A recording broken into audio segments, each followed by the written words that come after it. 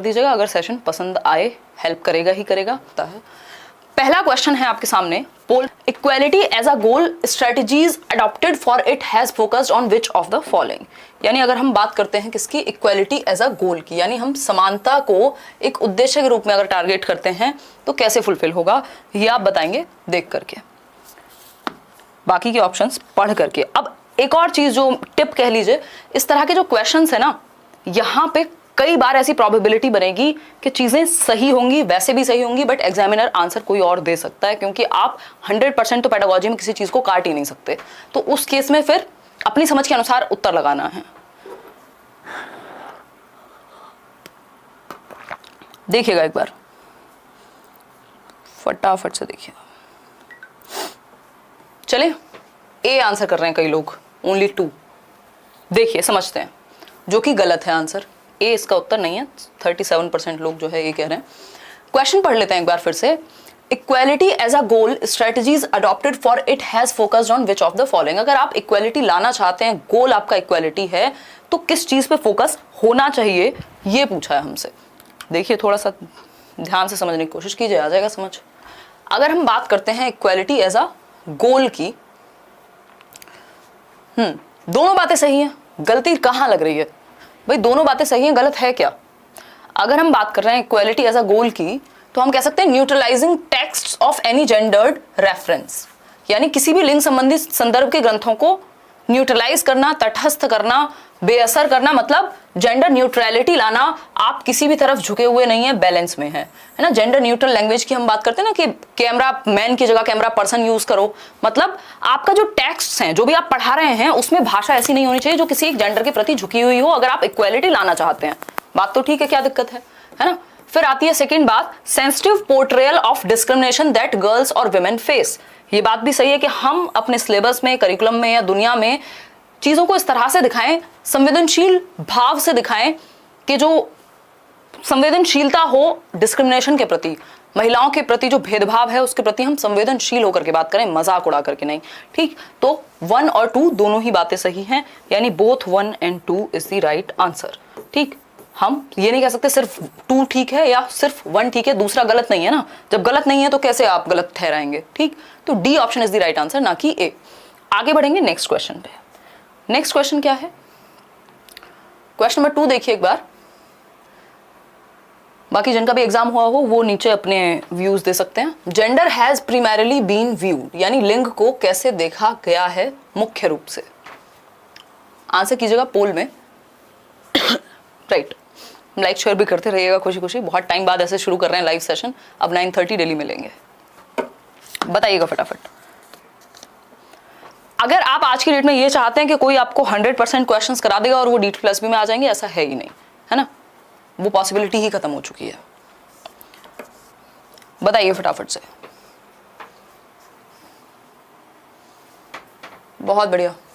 तो अगर हम बात करें, बी कह रहे हैं कई लोग, समझते हैं। देखो, as concerning only girls and women a biological category, ऐसा माना गया है कि जेंडर मतलब वुमेन को या महिलाओं के ही कंसर्न में है, मतलब बायोलॉजिकल कैटेगरी है कि भाई उनको कुछ बायोलॉजिकल ड्यूटीज हैं जो निभानी है, कह सकते हैं। As an isolated category not related to other issues, हाँ, इसको अदर इशूज से जोड़ा ही नहीं गया कि इनइक्वालिटी हो रही है या फिर एजुकेशन का मौका नहीं मिल रहा या भेदभाव हो रहा है लोगों के प्रति, उस चीज की तरह देखा ही नहीं गया, बस जेंडर को एक अलग कॉन्सेप्ट बना दिया गया। ये बात भी ठीक है। In terms of provision of equal facilities, ये भी एक मुद्दा रहा है जेंडर के बारे में। तो क्या कहेंगे, तीनों बातें सही हैं। और इस तरह के जो क्वेश्चंस होते हैं ना, वहां मैं हमेशा से ये बोला है, ऑल ऑफ द अबव वाला जो फंडा है ना, वो बहुत हद तक काम कर जाता है। यदि आप कंफ्यूज हैं तो आप, या फिर आपको श्योरिटी नहीं है, अगर श्योरिटी है तो फिर लगा दीजिए, अगर कंफ्यूजन है तो फिर बोथ की तरफ जाने की कोशिश कीजिए। 1, 2 और 3 तीनों सही है। ठीक, अगर हम इसमें कहें कि 1 और 2 सही है, सेकंड और थर्ड सही है, बिल्कुल सही है, लेकिन बेस्ट ऑप्शन जिससे नंबर मिल पाए। ठीक है, आगे बढ़ेंगे नेक्स्ट क्वेश्चन की तरफ। नेक्स्ट क्वेश्चन क्या है हमारा? क्वेश्चन नंबर है 3। पढ़िएगा एक बार, क्वेश्चन नंबर 3 पढ़ेंगे। देखिए क्वेश्चन नंबर 3 क्या कहता है, which of the following is or are principles of growth and development, यानी कौन से जो हैं वो प्रिंसिपल्स हैं, सिद्धांत हैं वृद्धि और विकास के। फटाफट से बताइए। पहला ऑप्शन है आपका development never follows a pattern, यानी डेवलपमेंट का कोई पैटर्न नहीं होता। ये तो हमने जब 7-8 दिन की ऑफलाइन क्लास हुई थी, 3-3 घंटे की क्लासेस आपको मिली थी, वहां पे भी डिस्कस किया है भाई डेवलपमेंट का एक पैटर्न है। या किसी कोई भी मैराथन सेशन अगर आपने पेडागोजी का देखा होगा, डेवलपमेंट हमेशा सीक्वेंस में और पैटर्न में चलेगा, ठीक है, ऐसा नहीं है कि एक पैटर्न नहीं होता। तो ये तो हट गया। Principle of individual differences, yes व्यक्तिगत विभिन्नता होती है। एक टीचर सेम टॉपिक को एक तरह से पढ़ाएगा, दूसरा टीचर उसी टॉपिक को दूसरे तरह से पढ़ाएगा। क्या हुआ? इंडिविजुअल डिफरेंसेस हैं, ठीक। प्रिंसिपल ऑफ इंटीग्रेशन, कि हमारी बॉडी के जितने भी हिस्से हैं, पार्ट्स हैं, वो एक साथ मिलकर एक सिंगल यूनिट के रूप में काम करते हैं। जब हम साइकिल चला रहे हैं, जब हम फुटबॉल खेल रहे हैं, तो एक यूनिटी में काम हो रहा है। Development proceeds from general to specific, यानी सामान्य क्रियाओं से विशिष्ट की तरफ हम जाते हैं। सामान्य क्रियाओं से विशिष्ट की तरफ कैसे जाएंगे भाई हम? कि बच्चा पहले रोएगा भी तो पूरी बॉडी का इस्तेमाल करेगा, आप उसको कुछ पकड़ने को कहोगे तो पूरी बॉडी का इस्तेमाल करेगा, फिर वो धीरे धीरे स्पेसिफिक हो जाते हैं उसके एक्शंस, राइट। तो सेकंड, थर्ड और फोर्थ ये बात सही है, फर्स्ट गलत है। सेकंड, थर्ड और फोर्थ कहाँ है? हमारे ए ऑप्शन में ही है। होपफुली आप लोग आंसर भी सही दे रहे होंगे। यस, 56% आंसर्स ही इसमें सही है। मतलब इस तरह के क्वेश्चंस में आप कंफ्यूज होते हैं, ये अब बोर्ड को भी पता लग चुका है और उसी तरह के क्वेश्चंस आपके सामने आ रहे हैं। तो इनसे घबराना नहीं है, इनको फेस करना है। इस तरह के क्वेश्चंस की जब आप बहुत ज्यादा प्रैक्टिस करेंगे तो क्या होगा, ये डर निकल जाएगा और आपको आइडिया भी लग जाएगा कि किस हद तक सही उत्तर कौन सा हो सकता है। क्वेश्चन नंबर 4 देखिए एक बार। सारा खेल प्रैक्टिस का है अब यहाँ, क्योंकि एक बेसिक पढ़ाई जो सिलेबस खत्म करना है या डीप में भी पढ़ना है, वो आप पेडागोजी स्पेशल से पढ़ चुके होंगे, खुद से पढ़ चुके होंगे, बुक से पढ़ चुके होंगे, लेकिन अभी कॉमन सेंस भी काम आएगा, है ना। क्वेश्चन नंबर 4 देखिए, which of the following is or are tool, और आगे चल के ये धीरे धीरे ये ट्रेंड बढ़ने वाला है। इस तरह के क्वेश्चंस का जो स्टेटमेंट कंक्लूजन वाले क्वेश्चंस हैं, ये बढ़ेंगे ही, कम नहीं होने वाले। विच of the following is or are tool और टूल्स ऑफ थिंकिंग, चिंतन के टूल्स, चिंतन के उपकरण क्या हैं, सोचने के उपकरण। Mind maps, cognitive research trust, concepts, क्या? तीनों में से कुछ भी गलत लग रहा है आपको? भाई माइंड मैप्स क्या है? सोचने का तो तरीका है ना, आप एक मैप बनाते हैं। मान लो आपको तैयारी करनी है, ये वाला सब्जेक्ट ऐसे करेंगे, ये टॉपिक में ये है, प्याजे में ये है, ये आपका सोचने का एक ढंग है जिससे आप प्रॉपर तरीके से क्लासिफाई कर लेते हैं या इजीली समझ लेते हैं, चीजों को सोच पाते हैं एक प्रॉपर स्ट्रक्चर में। तो माइंड मैप्स हेल्प करेंगे थिंकिंग में। कॉग्निटिव रिसर्च ट्रस्ट, यानी CORT बोलते हैं। कॉग्निटिव रिसर्च ट्रस्ट क्या है कि आपकी हायर ऑर्डर थिंकिंग स्किल्स जो हैं उनको आप असेस कर पाएं, समझ पाएं, उन पे काम कर पाएं। तो बिल्कुल सही है, दिमाग लगेगा तो थिंकिंग ऑब्वियसली इसी में आ जाएगी। कॉन्सेप्ट्स भी कहां से संबंधित है? कॉन्सेप्ट्स बनते कैसे हैं? संप्रत्यय। मान लीजिए एक प्याजे का कॉन्सेप्ट है, उसमें भी तो थिंकिंग लगी होगी ना, समझने में, उसको बनाने में। तो तीनों ही बातें सही हैं। तो बोथ 1 और 2 नहीं भाई, बोथ का तो मतलब ही नहीं है। 1, 2 और 3 तीनों ही सही है। D option is the right answer, जो कि 62% लोग सही भी दे रहे हैं, राइट। आगे बढ़े, कोई दिक्कत परेशानी इस बात को समझने में है तो बताओ। चलते हैं नेक्स्ट क्वेश्चन पे चलेंगे। Which of the following problems can arise due to non use of a child's native language, यानी अब देखो ये इंग्लिश और हिंदी की पेडागोजी, इंग्लिश की पेडागोजी, आपकी EVS की, साइंस की, मैथ्स की, ऐसे भी 2-2, 4-4 क्वेश्चन आपको देखने को मिलते रहेंगे, ठीक। यस, 5th क्वेश्चन देखिएगा एक बार, फिर हम आगे बढ़ेंगे। मैं इतने कुछ कमेंट्स देख लूँ, है ना। जो लोग डिस्टर्बेंस करते हैं, पढ़ाई नहीं करते हैं, new course for super TET में एडमिशन आई थिंक बंद हो गए। Thank you Ekta. एक दिन में एक पेपर तो करवा दो नीरज। एक दिन में एक पेपर नहीं, इस तरह के जो क्वेश्चंस हैं स्टेटमेंट वाले या जो जरूरी हैं, उस तरह के क्वेश्चंस हम कम से कम करेंगे। यहाँ पे बात ये नहीं कितने नंबर ऑफ क्वेश्चन आपने पेपर से 2 दिन पहले कर लिए, बात ये है कि जो जितने भी किए उनमें अंडरस्टैंडिंग आपकी बेहतर हुई या नहीं हुई, क्योंकि सेम क्वेश्चन तो जरूरी नहीं है देखने को मिले। अगर हम बात करते हैं क्वेश्चन नंबर 5 की, तो which of the following problems can arise due to non use of native language. Native का मतलब क्या होता है? जो आपकी मदर टंग है, जहां के आप रहने वाले हैं, वहां की जो भाषा है। तो मदर टंग को अगर आप इस्तेमाल नहीं करने देते हैं क्लासरूम में या स्कूल में बच्चे को, तो प्रॉब्लम्स क्या क्या आ सकती हैं। जितनी भी पॉलिसीज हैं, चाहे वो आपकी न्यू एजुकेशन पॉलिसी हो, चाहे वो आपका NCF हो, सब यही कहते हैं कि मातृभाषा का इस्तेमाल प्राइमरी लेवल पे एटलीस्ट होना चाहिए, है ना। जो भी बच्चे की मातृभाषा है उसको हम एक्सेप्ट करें। सब जगह पे यही बात लागू होती है। 3 लैंग्वेज फॉर्मूला भी यही कह रहा है, जो त्रिभाषा सूत्र है। तो पहला ऑप्शन है कि अगर आप बच्चे की मातृभाषा को इस्तेमाल ही नहीं करने देंगे क्लास में, तो प्रॉब्लम्स क्या क्या अराइज होंगी। तो पहली प्रॉब्लम होगी एलिनेशन की, यानी अलगाव की। बच्चा क्या है, कनेक्टेड फील नहीं कर पाएगा, वो अलग थलग हो जाएगा, विड्रॉल वाले सिम्टम्स उसमें आ जाएंगे, ठीक। लास्ट में मैं आपसे टाइमिंग का पूछूंगी कि 9 बजे रखें टाइम के 9:30 रखें। ठीक, एलिनेशन बिल्कुल सही बात है। अगर आप बच्चे की मदर टंग को यूज नहीं कर रहे हैं, वो कनेक्ट ही नहीं कर पाएगा, नॉन पार्टिसिपेशन हो जाएगा, यानी वो पार्टिसिपेट ही नहीं करेगा, क्योंकि आपकी भाषा उसे समझ ही नहीं आ रही। घर पे बोली जाती थी हिंदी, स्कूल में बोली जाती है इंग्लिश, और आपकी भाषा ना उसे समझ में आती है ठीक से, और वो कॉन्फिडेंट भी फील नहीं करता अपनी बात को एक्सप्रेस करने में, तो वो पार्टिसिपेट ही नहीं करेगा, वो हाथ ही नहीं उठाएगा क्वेश्चन पे जब क्लास में कुछ पूछा जाएगा या उससे बात करने की कोशिश होगी। फिर है third, large scale drop out. अब ऐसा क्या होगा जब बच्चे को समझ में ही नहीं आ रहा है स्कूल में क्या चल रहा है और घर पे कुछ और है, उसको कुछ और आता है, कनेक्ट ही नहीं हो पा रहा कुछ, तो क्या होगा, स्कूल भी छोड़ेंगे बच्चे फिर, है ना, तो स्कूल भी छोड़ेंगे। ठीक,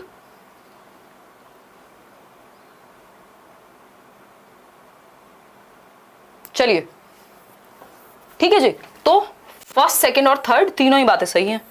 A option is the right answer. Clear है बात, कोई दिक्कत परेशानी इस बात को समझने में? दे भी रहे हैं आप लोग। चलिए आगे बढ़ते हैं नेक्स्ट क्वेश्चन की तरफ।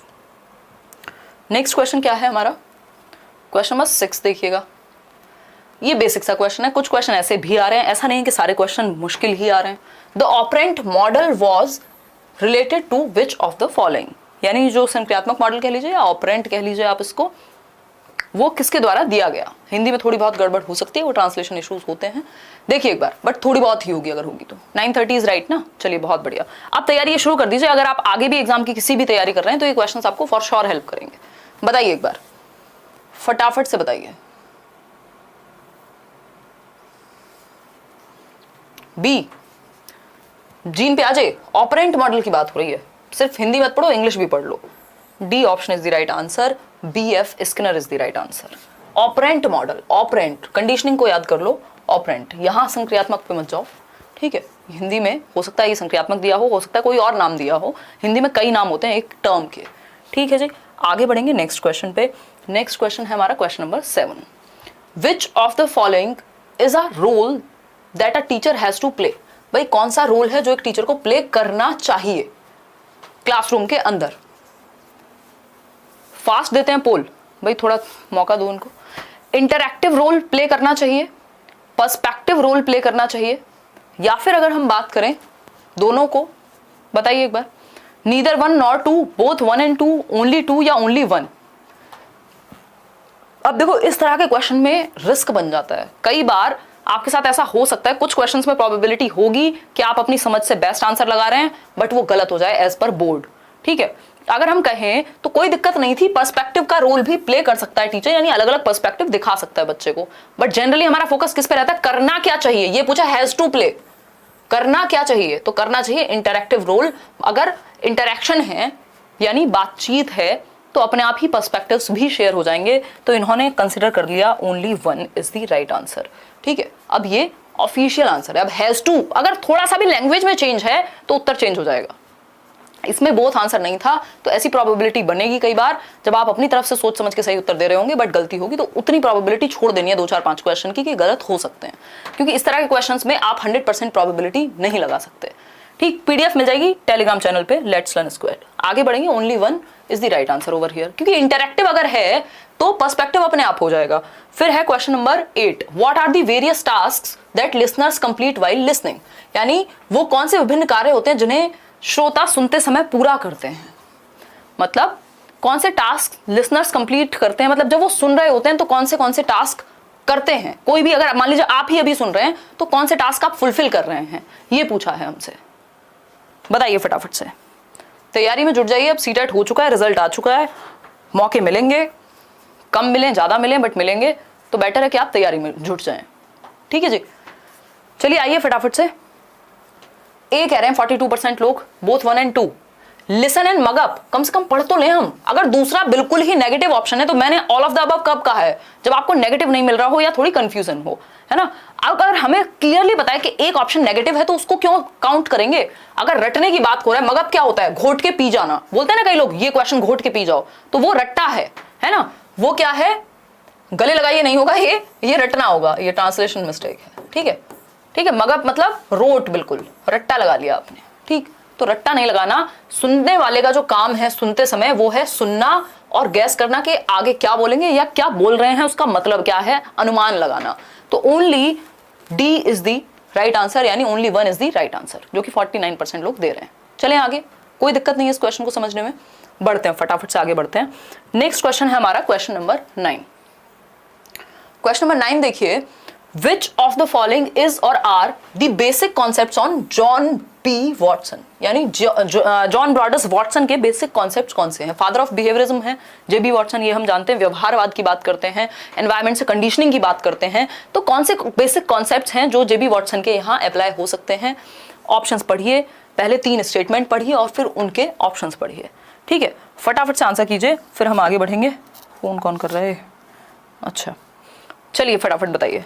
अब डेली क्लास रखेंगे, मतलब मैं कितने भी काम कर लूँ दुनिया के, अगर लेट्स लर्न पे लाइव नहीं कर पाती ना, मतलब मुझे बड़ा इनकम्प्लीट सा फील रहता है, जितने भी दिन हो जाए। मतलब अगर मुझे लगता है कि कोई एक चीज़ है जो नहीं कर रही हूँ मैं, मतलब ये ऐसी सी एक चीज़ है जो बहुत which is very close to my heart. देखिए, अच्छा लग रहा है आप लोगों से कनेक्ट करके। 9th का सी कह रहे हैं 41%, यानी एनवायरमेंटलिज्म, यानी पर्यावरणवाद का मतलब क्या हुआ? कंडीशनिंग। कंडीशनिंग कहाँ से होगी? पर्यावरण से ही होगी। आदत कहाँ से डलेगी? पर्यावरण में एक्टिविटी करवा के कंडीशनिंग होगी, ठीक? स्टडी ऑफ इमोशंस, हाँ 3 प्रकार के इमोशन दिए हैं इन्होंने, फियर, एंगर और लव, इन्होंने काम किया है। प्रैक्टिकल एप्लीकेशंस, जो दुनिया में इन्होंने कहा है कि आप मुझे 1 दर्जन बच्चे दो, मैं उनको कुछ भी बना सकता हूँ, चोर, डॉक्टर, सिपाही, जो आप चाहें, है ना? तो प्रैक्टिकल एप्लीकेशन उन्होंने की है। डर बच्चे में बिठाया है, उसको हटाने की बात हुई है। तो तीनों ही बातों को हम सिरे से नहीं नकार सकते। C option is the right answer over here. Clear है? आगे बढ़ेंगे, ठीक? लाइक शेयर भी करते रहेंगे खुशी खुशी। 3100 लोग हम जुड़ गए। देखिए 10th क्वेश्चन देखिए एक बार। 10th क्वेश्चन क्या कह रहा है?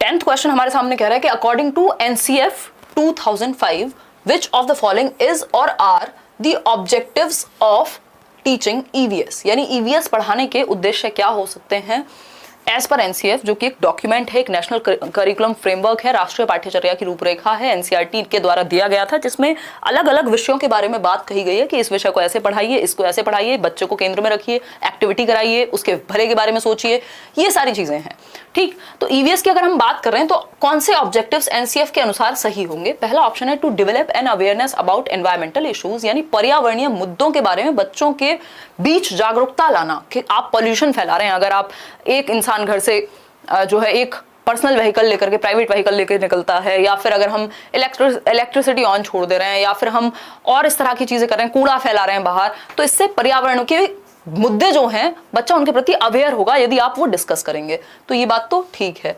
फिर है to train children to locate and comprehend relationships between natural, social and cultural environment, यानी बच्चे को ये आइडिया लग पाए कि जो नेचुरल यानी प्राकृतिक एनवायरनमेंट है, जो सामाजिक एनवायरनमेंट है, प्राकृतिक कौन सा? पेड़ पौधे, पहाड़, पानी, है ना? सोशल क्या है? जिसमें लोग इन्वॉल्व हैं, और कल्चरल जो हमारी संस्कृति से चला आ रहा है, तो इन सब के बारे में वो डिफरेंस थोड़ा सा जान पाए। बिल्कुल ठीक है, कोई गलत बात नहीं है।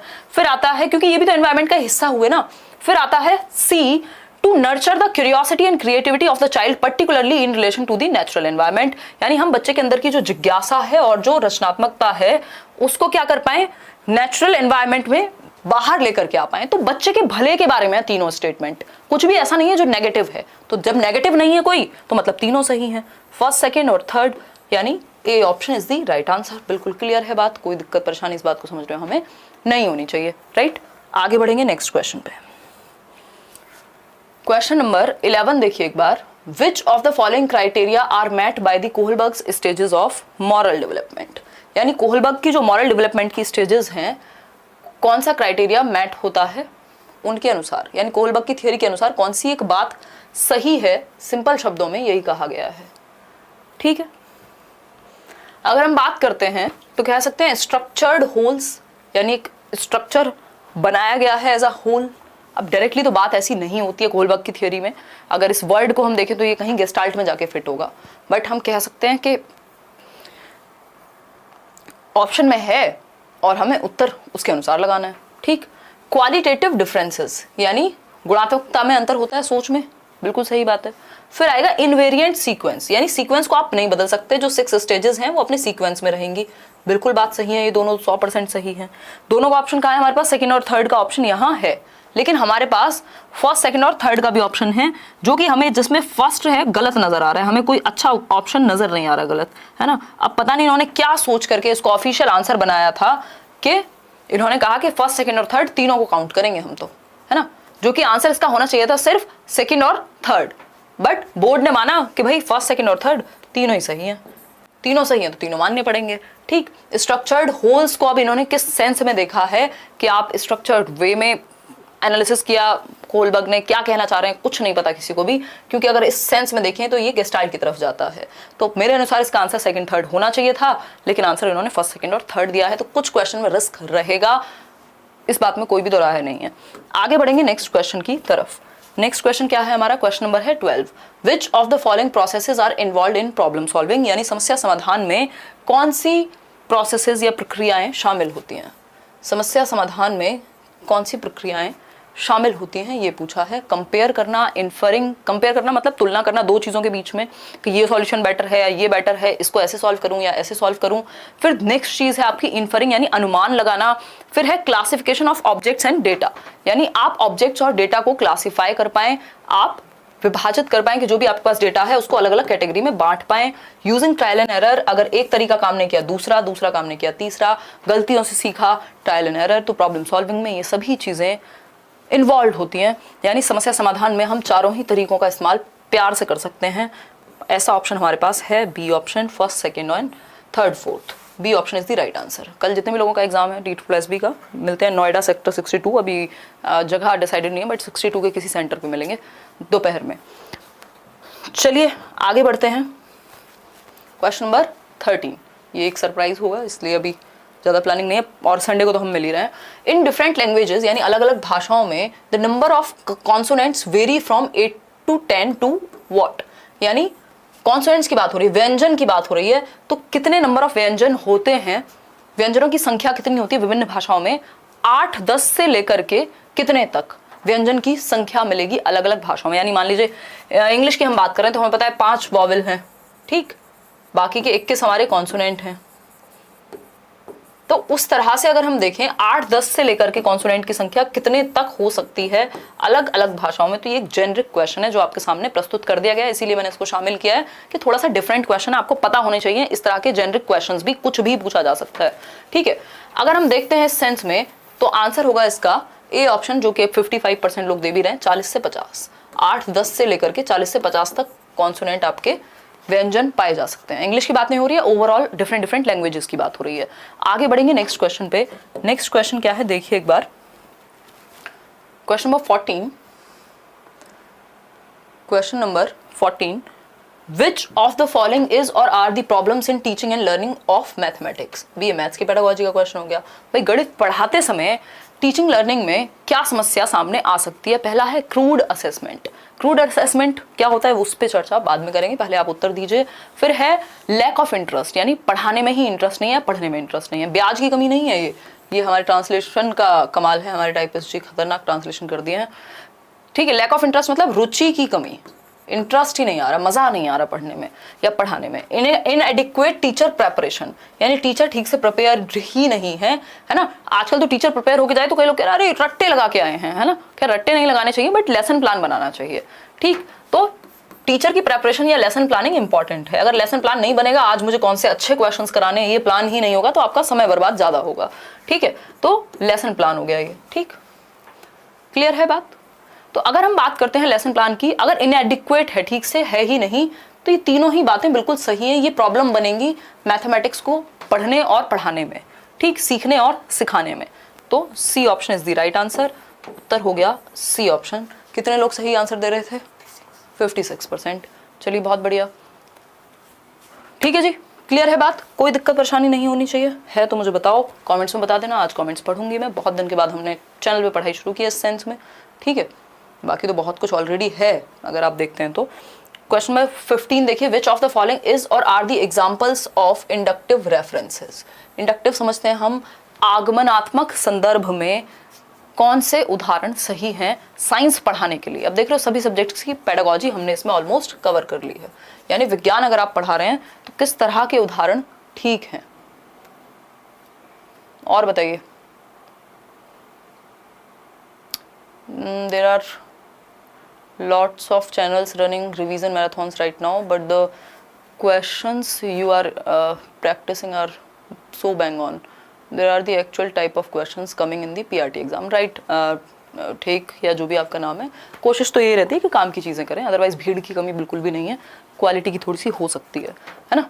चलिए खैर, और मैंने इतनी सारी मैराथन ऑलरेडी लेनी थी, बट कुछ रीजंस की वजह से, हाँ बहुत बढ़िया।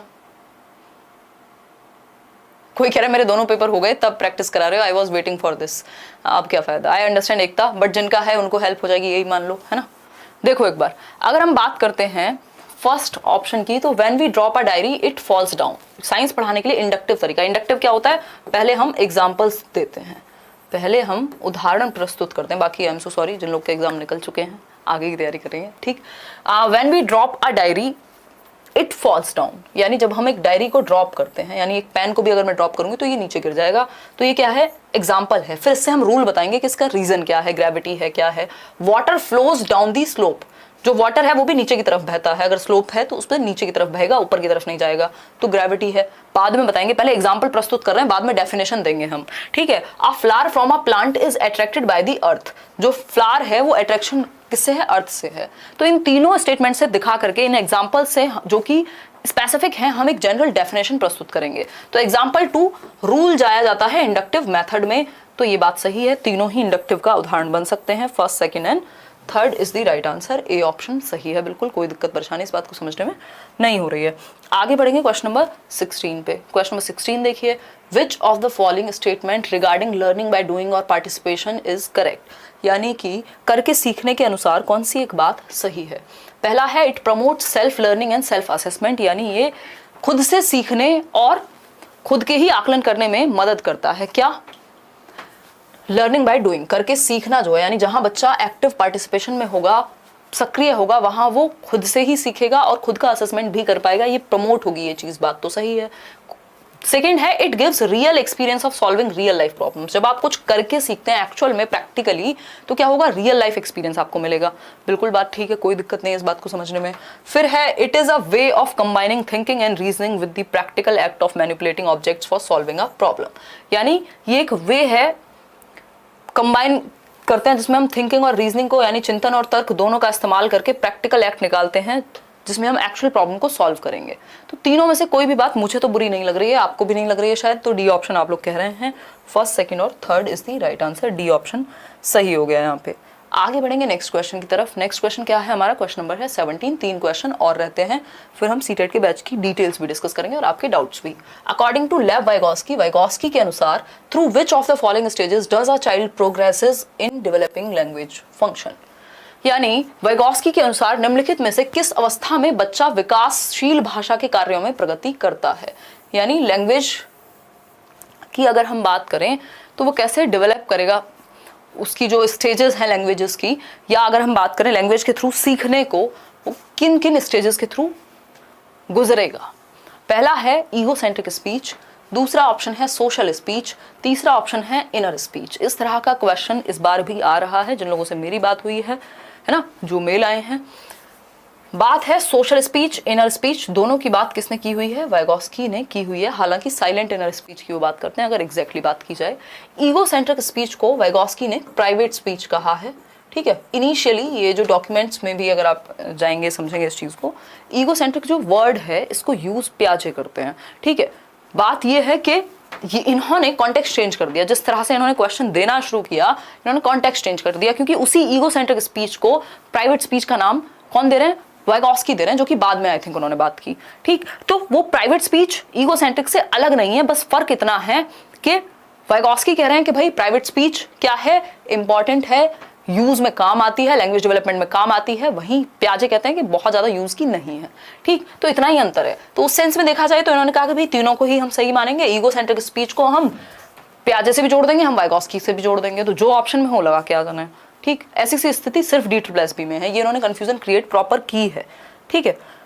D option is the right answer. Question number 18 देखिए, विच, अब इसका मतलब ये नहीं है कि प्राइवेट स्पीच जो ईगोसेंट्रिक स्पीच वाइगोस्की ने बना दी है ना, समझ पा रहे हो फर्क। हाँ, तो तीनों सही है, क्योंकि तीनों ही लैंग्वेज को डेवलप करने में मदद करेंगे, इसलिए सही है। इसलिए नहीं कि ईगोसेंट्रिक स्पीच को उन्होंने दे दिया था वाइगोस्की ने, वो जो ईगोसेंट्रिक स्पीच है उसी को प्राइवेट स्पीच कहते हैं वाइगोस्की, तो कॉन्टेक्स्ट के अनुसार सही है। Which of the following statement regarding learning centred approach is or are correct. Learning centred मतलब जहां लर्नर सेंटर्ड होंगे, जहां अधिगम पे फोकस होगा, जहां बच्चा एक्टिव होगा, ठीक है। टीचर सेंटर्ड नहीं है, लर्निंग सेंटर्ड है, ठीक। तो बच्चा एक्टिव होगा, तो इस बारे में कौन सी एक बात सही है।